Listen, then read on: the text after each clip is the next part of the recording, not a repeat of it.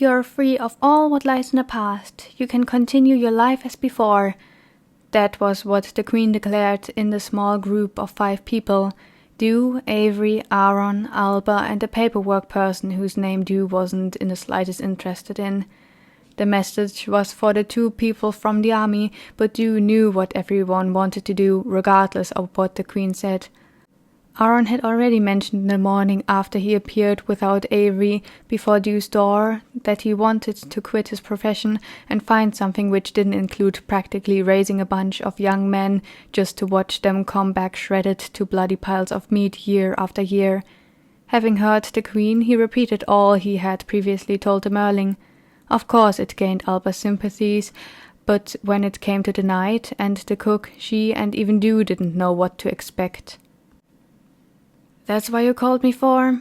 With all my respect, my contract is broken, so I am no longer a knight, but if this was solely for your own satisfaction, I can excuse it," Avery plainly replied.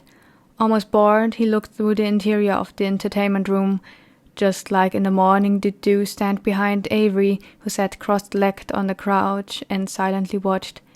"It's fine, we can make a new contract, and you can have all the benefits a knight usually has," Alba announced spontaneously, only continuing to prove all of them how little she understood of the other one's situation. No, I quit. Give me a night and I'll be gone." Dew listened up. "One night?" The ex-knight turned around as far as his spine allowed him to look up at him and repeat, "I'll leave tomorrow." "Since when?" Dew demanded to know, his chest being filled with disbelief and a hint of anger. "Since the afternoon. I made up my mind about it then." The servant dug his fingers into the padding of the couch. "Let's say a week. We'll leave in a week," he suggested. "We?" The genuine way in which the hybrid said it hurt him even more. "Of course we. I'm not leaving even if you want to get rid of me. Just look at you." His partner responded with a voice sounding as if Dew had lost his mind. "And a whole week? What do you need that time for?" "Preparations," he immediately answered.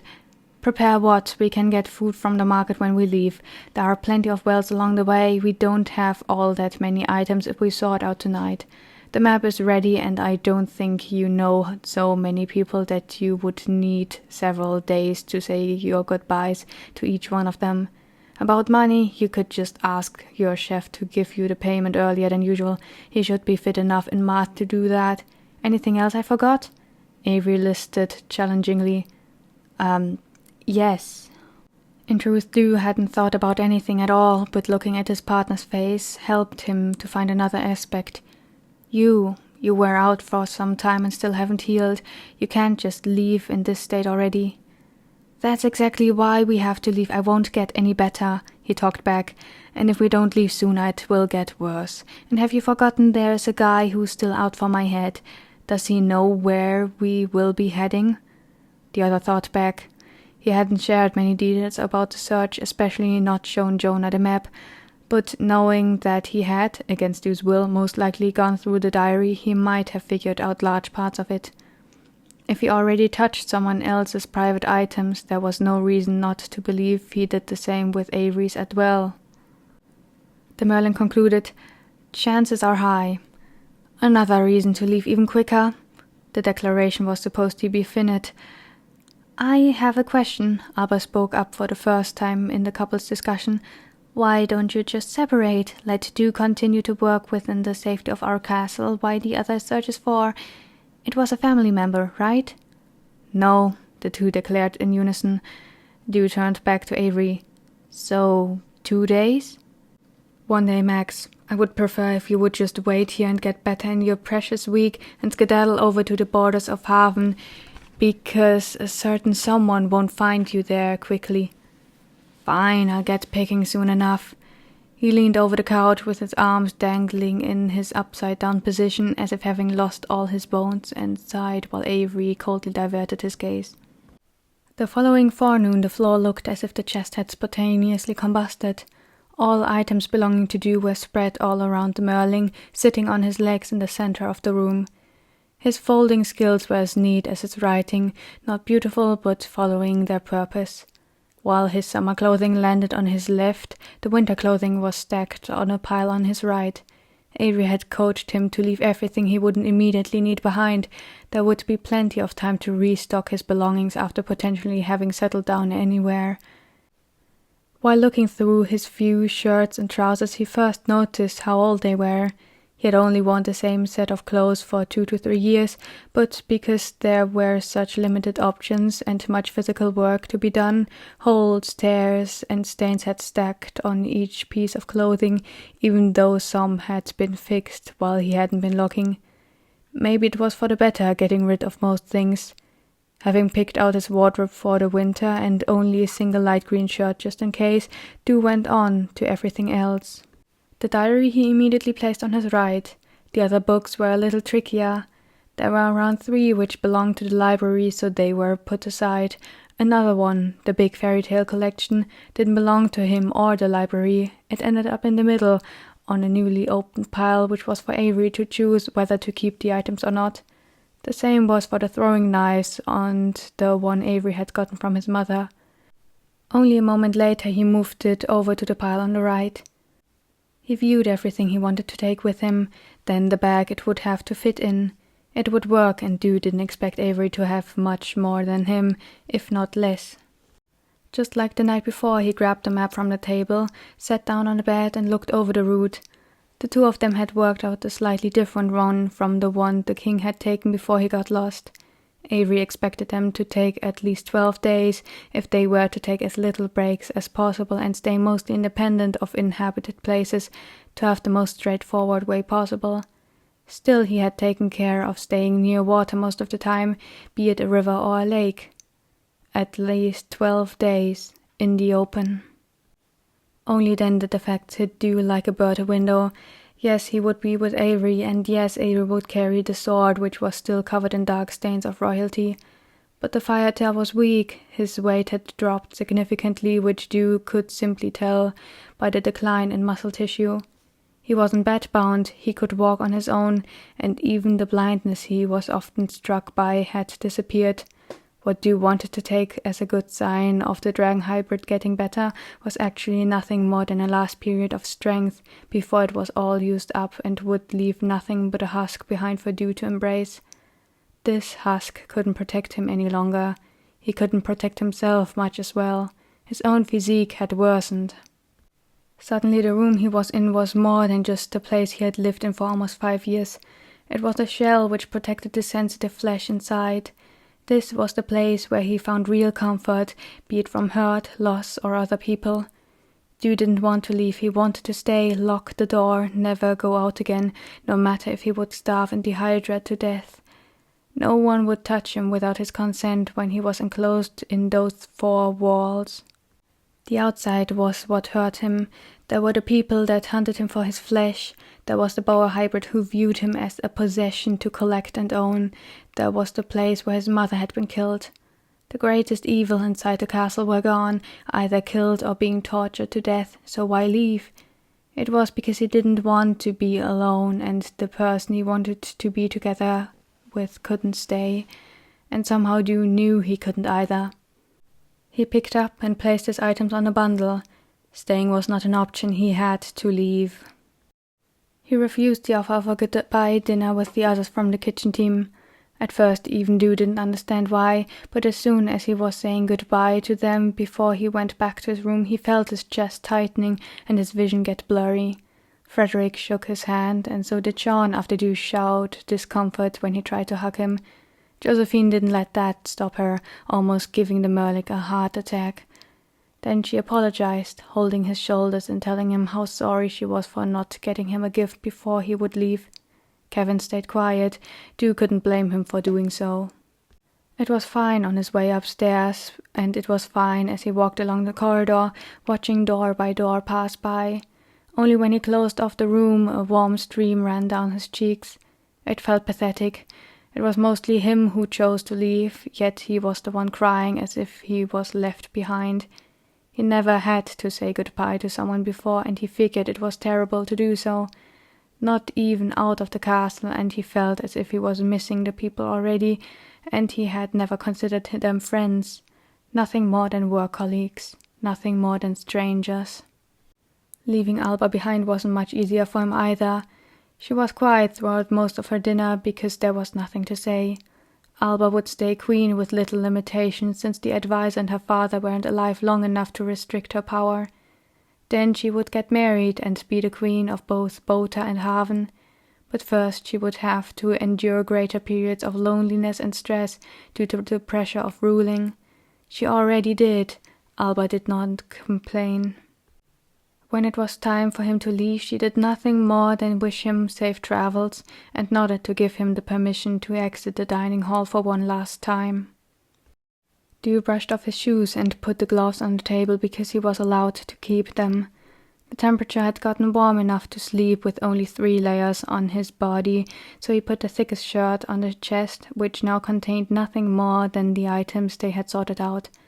Huddled in the sheets he waited, sitting with his legs pulled close to his torso and arms around them. The door creaked as Avery stepped inside. He walked over to the one on the bed, wordlessly sat down on the edge on Dew's side, and began undoing the laces of his shoes. Dew watched the singular wing tremble through almost aggressive movements of the dragon hybrid.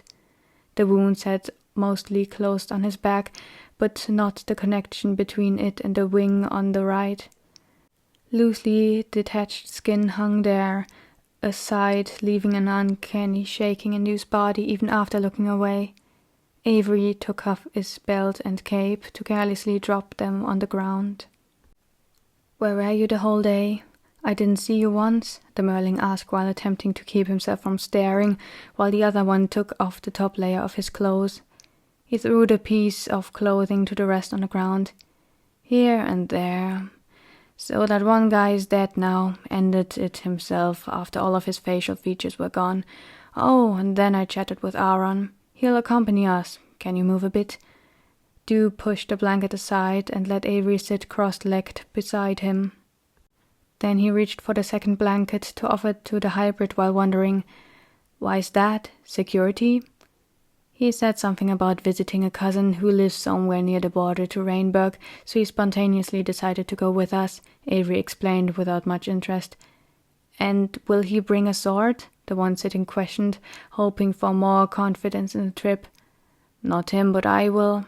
It's not legal to take things as valuable as swords from the castle after leaving duty.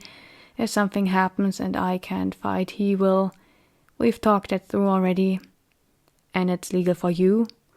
"No, I just don't care." Somehow Dew could tell his partner was entirely honest for once. "Can he even fight?" he wanted to know. "Sure.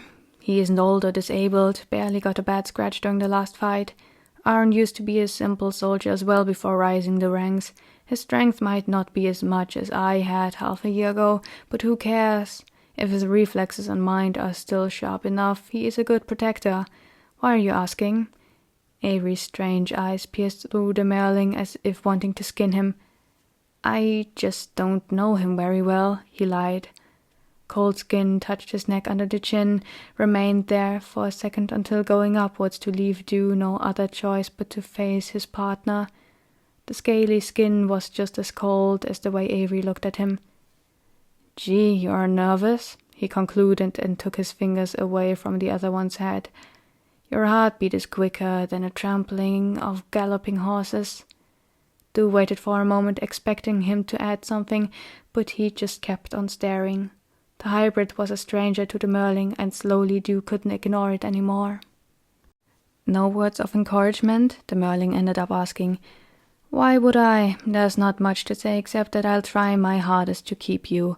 I don't know what Jonah will try next to kill me because stabbing didn't do the trick.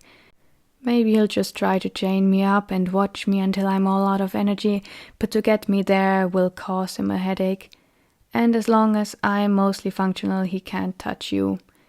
His dry breath, smelling of blood and sweet sourness, hit Dew's face as the hybrid sighed sharply. "You'll be fine for the trip, right?" Dew huffed, his ribcage barely able to expand halfway. Before answering, one of the grey hands closed around Dew's blue one and held it firmly. "That's what I wanted to talk about with you. I have a couple of rules, which you might have noticed the last few times we met during those 2 days, okay?" His eyes widened a little, fearing he would be scared into not following along after all. Without caring for direction, Avery began. First rule. I want you to keep your hands to yourself. No hugs, no hand-holding, no kisses, and especially no intimacy, but you must have figured that already. If there's something special, you have to tell me. On the other hand, I will touch you if I deem it necessary, but feel free to tell me off if I grab your wrist too hard. Secondly, do what I say. If it's something as specific as keep on walking, wait here for a moment, or don't talk, I mean it. If not, we will split up. When it's a task command, we can argue. Lastly, don't punch or do anything else to actively offend someone, Aaron included. Leave that to me or Karma. Do you understand? In a daze, the inferior looked at the hand which was held so tightly it hurt. This is for security? I wanted to know. That and my comfort. I know it looks, sounds, and feels as if I want to tear you to shreds right now. It isn't the case. I have considered making you hate me, but my immaturity doesn't let me go that far. All I want is at least one of us to end up somewhere better than this, but if you go with me and don't listen to my rules, neither of us will. It wasn't much weight which fell off Dew's chest, but it was something. This wasn't some kind of breakup, instead it was somehow the opposite, so he replied, Okay, I understand. Both of the hybrid's hands landed on the Merling's shoulder and squeezed them softly.